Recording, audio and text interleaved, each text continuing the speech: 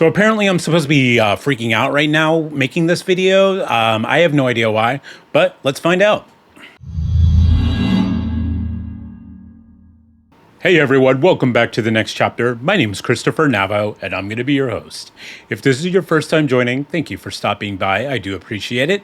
Please leave a comment. Let me know what you think of the content.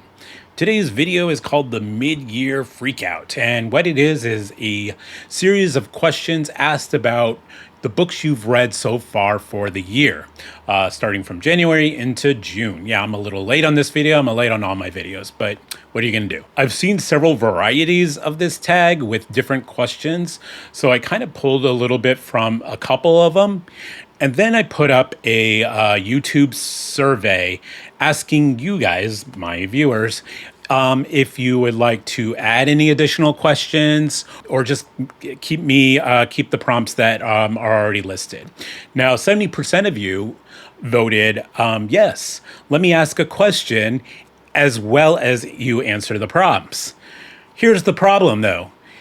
Most of you didn't do the assignment. While you voted to ask a question and additional to the prompts, you didn't ask the question. All right. So, no, I did get some responses, and maybe that's for the best that I didn't get a lot, because then this video would have gone on forever. So I picked 10 of the prompts from the actual several versions of this tag, as well as the 4 people who did their assignment and gave me an individual question. I got to say, these actual questions that people gave me are actually better than I think the prompts are. So I will hit those at the end of the original prompts. So without any further ado, let's get started. All right, guys, question number 1. How many books have you read so far this year? And what was the genre you read the most from? So I read 31 books so far for the year. For me, that's really good. My goal initially for this year was 52 books, just kind of like average a book a week kind of thing. So I'm kind of already meeting that. Obviously, my main prominent genre I've been reading from has been fantasy. I've read so far 5 sci-fi books, 5 manga, and 2 historical fiction for the year as well. No horror yet, and no kind of literary fiction yet. I do want to hit a couple more genres as the year goes on, to kind of just space myself out a little bit more and expand to other types of books. Number 2, best book you've read so far for 2023. So ideally, when I was putting this list together, I wanted to make sure I don't do any repeats of titles, because there was just a lot that I enjoyed and a lot I read. So for this particular one, I'm actually going to pull something that I haven't really mentioned yet, and that is The Amber Blade by Chris Wooding. I really had an amazing time with this book. I think what really drew me into this story so much was there was just a good blend of everything. There was just a good blend of the characters, the world building, the writing was just where I needed it to be. It had a good blend of that kind of like that old school classical fantasy that I've always enjoyed, but of course with that modern voice. And Chris just did a really great job with this book. And I think this book just, I keep thinking about it a little bit, and I'm like, this was probably my favorite read so far this year. Now, I had some other great reads that could easily have fit in the spot as well. I'm going to save those for other prompts. Number 3, best sequel you've read so far in 2023. For me, I have to go with The Lonesome Crown by Brian Lee Durfee. Now, I just feel like his books are really underrated in my opinion. I had such a great time with this series. It's a darker fantasy, so a lot of people don't really gravitate, I understand, to darker fantasy, but I think there is a lot of light to this series as well, and a lot of different aspects that really just worked well for me. I think he had a great balance of, just that darkness but also a little bit of light. And the way he ends this series, I think, was just amazing. I mean, the whole last book, not to go into too many spoilers, is just a battle in itself. And I think it just hit really well with me. And I just, again, recommend you guys checking out this the Five Warrior Angels series by Brian Lee Durfee. I just feel like it just doesn't get mentioned enough. Number 4, new release you haven't read yet, but want to. For me, that's going to be The Prophet of Adan by Philip Chase. Now, Philip Chase is a fellow booktuber. He wrote The Way of Adan back in March and April. I believe March was the actual official release, and I read his book in April. I had a really great time with it. It's this nice blend of classical fantasy, a lot of like Tolkien-inspired aesthetics to it, with language and lore building, and he just did a fantastic job building this world for me, and I really wanted to get back into this series. What I actually plan to do, however, is I do want to listen to The Way of Adan's audio, and that's being done by Alan from the Library of Alexandria, which I think will be really cool, kind of just to give myself like a little bit of a recap, a little bit of a refresher of the book, because it's been a couple months for me, and then I'll hit The Prophet of Adan. So that's kind of what my plan is for Philip Chase's series, and yeah, look forward to both the audio for the first book and then of course reading his second to this series. Number 5, most anticipated release for the second half of the year. That is going to go to Blade of Dream by Daniel Abraham, Book 2 of the Kithamar trilogy. Now, I read Age of Ash back, I believe, I want to say it's February or January or February, one of those 2 months, and I had a great time with his series. Daniel Abraham's always been one of my favorite authors, and another underrated author, personally, in my opinion. I read his Long Price Quartet.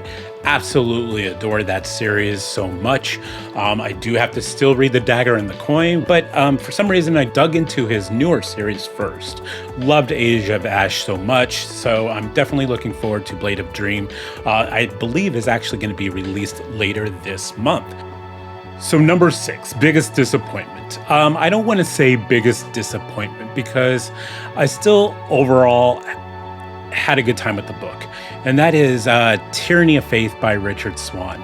Now, I read Justice of Kings, which is the first book to the Empire of the Wolf trilogy, back in December, and I was blown away by this. I thought it was a great book, and I was like really all hyped up to continue on with this series.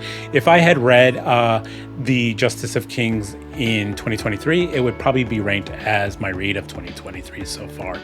But there was this interaction between the two main characters. Now, the actual main character is technically Conrad von Volt, but it is his story is told through his clerk named Helena. And the interaction and the intimacy between these two characters that were in Justice of Kings, I felt was a little missing in Tyranny of Faith, which is why it kind of dropped down a little bit for me. I love the fact that he did expand the world in Tyranny of Faith, but I think what made it such a good book for me was that intimacy between these characters. And it's a little unfortunate, but I still have high hopes that maybe the series will end on a high note. So I do still look forward to that third book. Number 7, biggest surprise. For me, that's going to go to Senlin Ascends by Josiah Bancroft. This book, I just didn't know what to expect. So as you're reading this book, you can't really predict what's going to happen. This book is just so off the wall, so bizarre, that I think it just resonated really well with me. I wasn't sure what to expect. I knew this guy named Senlin enters the Tower of Babel and has different interactions with people as he continues up these layers. It was a fun read. I really enjoy it. I got to get back into it with Arm of the Sphinx. Hopefully later on again this year, just trying to work around other reads I wanted to get into in the meantime. Number 8, favorite new author, debut or new to you. So I'm going to give another shout out to another self-pub author here, and that's going to go to João Silva and his book, The Seeds of War. I read this back in April as well, and I had a great time with this book. He writes some very interesting characters that I haven't seen too much anywhere else. And it was a very character-driven story.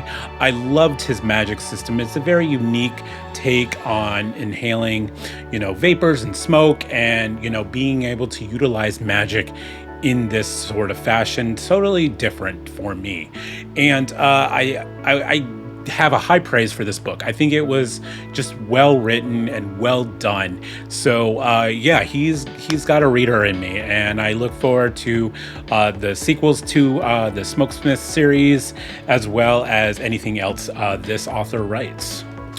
Number 9, most beautiful book you've bought this year. I have several that I'm very privileged to own. I have the new additions to the Dune, at least the first 3 books. Those are really beautiful. I have a couple of broken binding editions of some other reads, but I'm gonna pull out another self-published book for this particular choice, and that is going to Renia by Carl Forshaw. I think this book is just beautiful. It's just the colors of purple and black just really work well with me. I love that the pages are spray painted black, which I think are really cool. It's just a really beautiful book in general. I haven't read it yet. I'm sure I'm gonna love it. Just gotta work it into my TBR at some point, but I think this has got to be probably my favorite book that I've received. Finally, number 10, what do you still need to read by the end of the year? Besides the books I've already mentioned that I haven't read yet, these are some additions that I definitely want to fit in. The first one is The Heroes of Chaos. This is book 2 of the Three Kingdom Chronicles by Baptiste Vincent Wu. This is based on the Yellow Turban revolt in China during the Han Dynasty. I had a great time with the first book and looking forward to getting into the second book. The second book I want to get into this year sometime is the first book to Nicholas Ames, and that's The Kings of the Wild. I heard this is a very fun motley crew, old retired group of people going on like kind of one last adventure. I've been hearing some great things, so I want to get into Kings of the Wild. And then finally, on the sci-fi end, I just completed the first book to Sun Eater series by Christopher Rocchio with The Empire of Silence, and I want to make sure we continue on with that. I'm doing sort of a buddy read, and we're kind of reading a couple of these before we decide to get together for a discussion. So I definitely want to get into Halloween Dark, as well as the subsequent follow-ups to this book as well. So these are definite for me for the end of the year, and I imagined I can make this list a lot longer. And then finally, I want to hit up the questions some of you folks asked me. Again, these are my answers are going to be based on what I read for 2023. So the first question we have here is from Usman from Bards and Books. What book has stayed in your mind the longest and can't stop thinking about? For me, I'm actually going to go with Morning Star by Pierce Brown. I read this back in March, started it in December, and then I read Golden Sun in January, and then I think Morning Star either February or March. I forget which month. I believe it was March. But I've been really thinking about this series, and I don't know why I haven't quite continued on with it with Iron Gold. It is another book that I do want to hit, and it's really just kind of stuck with me on how Morning Star ended. And I really credit Golden Sun as being one of my favorite books. It was such a step up from Red Rising, and it was such a great continuation of the series, and Morningstar was just as strong, but the ending left a little bit of a different taste in my mouth. Not like a bad way per se, but just something I wasn't expecting. So this next question comes from Tori Talks, and she asks, the book you would recommend to the widest range of readers. I'm not going to name individual books here. I'm actually going to give you series, and I'm going to give you two. The first one was actually a recommendation from her, and that is the Mortal Technique series by Rob J. Hayes. This includes the books of Never Die, Pawn's Gambit, and Spirits of Vengeance as of now. And I think why I would recommend this to a wide range audience is because of its approachability. I think there's a lot of aspects to this series that I think people would find enjoyable, regardless of what kind of genre you prefer to read. The fantasy is there, of course, but I think there's enough of the characters and enough of the action sequences that happen in this book that I think would be appealing to other readers outside of the fantasy genre. The other entry I want to mention here is The Greenbone Saga by Fonda Lee. Now, I'm sure you're tired of me talking about this series, but I do think there is a hype reason for that. And I find the Greenbone Saga very approachable, again, for a wider range of audience.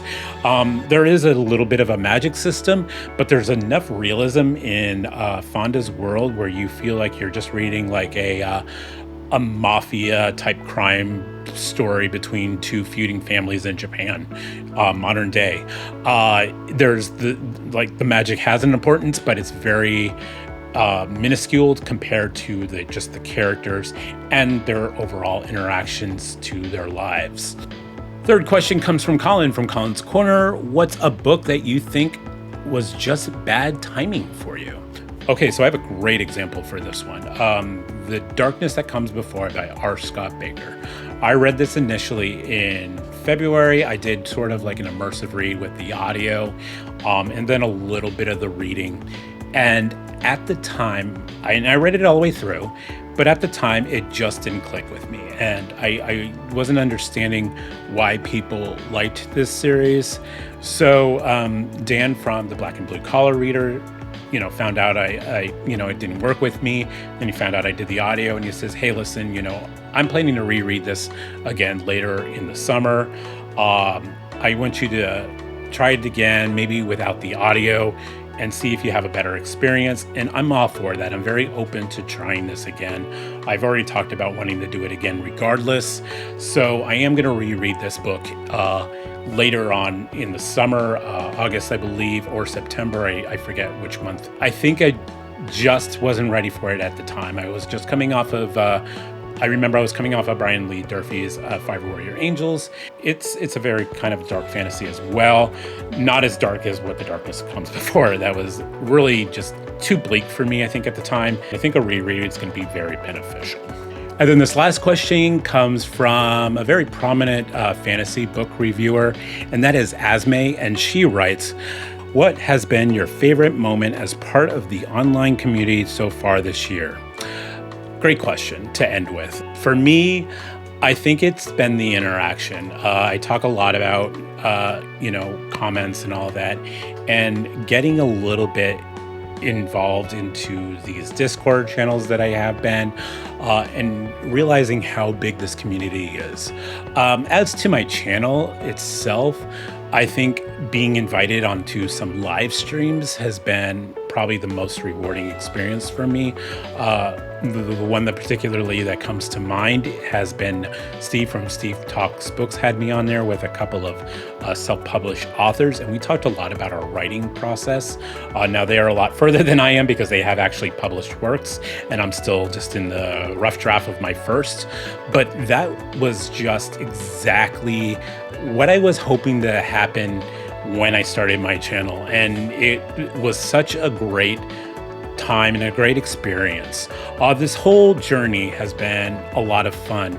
I don't consider it work, and I hope I can continue to provide some better content as I continue to grow. I'm still, 3 months in now.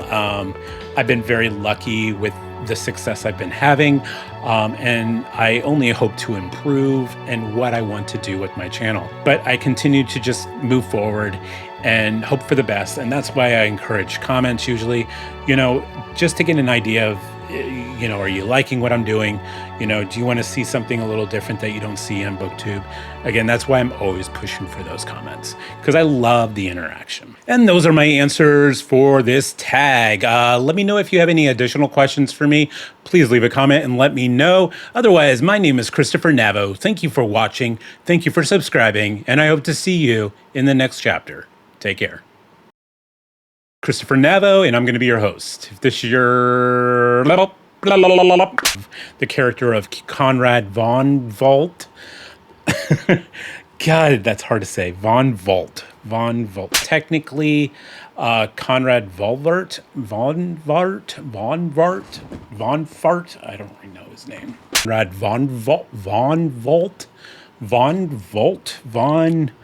Conrad von Volt. Von Ficker.